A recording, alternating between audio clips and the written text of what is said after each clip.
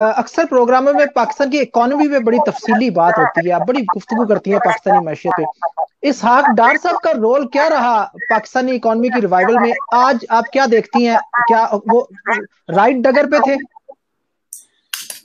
इसहाक डार साहब, जब I am not an economic expert, बड़ा ये कॉम्प्लिकेटेड सा सवाल है, लेकिन इस हुकूमत ने, ये भी क्रेडिट मैं पाकिस्तान तहरीक इंसाफ को दूंगी, इस हुकूमत ने हर गली में, हर चप्पे पर, हर थरे पे बैठे हुए शख्स को एक इकोनॉमी का स्पेशलिस्ट बना दिया है।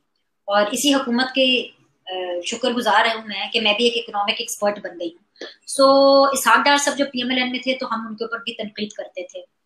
और मुझे अच्छी तरह याद है, जब ये आए तो सर्कुलर डेट बहुत ज्यादा था, कोई 600 अरब का उन्होंने कोई क्या कहते हैं कि I don't know, I just can't quote the figure, sorry, just excuse the figure, मैं फिगर में नहीं जाती क्योंकि फिर वो एक लंबी डिबेट शुरू हो जाती है। लेकिन उस टाइम पर भी इन्होंने कोई गर्दशी कर्जा दिया था और उसके ऊपर हमने बड़ी तनकीद की थी। अभी 3 महीने हुए थे गवर्नमेंट को आए भी, लेकिन उनकी जो जब पीएमएलएन पे तनकीद करते हैं, वो हुकूमत में थी, उनका रिएक्शन वो नहीं आता जो पीटीआई जब हुकूमत में है और हम उनके तनकीद करते हैं उनका जो रिएक्शन आता है।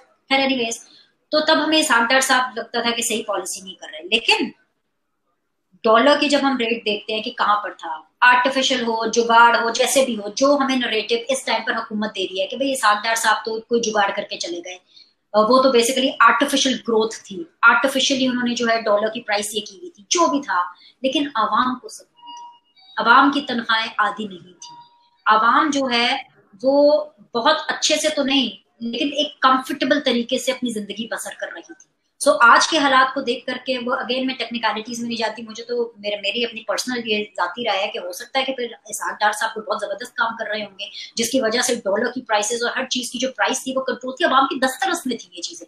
अब तो आप मार्केट में जाए आपको डॉलर नहीं मिलेगा, और अगर मिलेगा भी तो कोई बहुत अमीर आदमी होगा जो डॉलर या पाउंड खरीदेगा, और कौन खरीदेगा?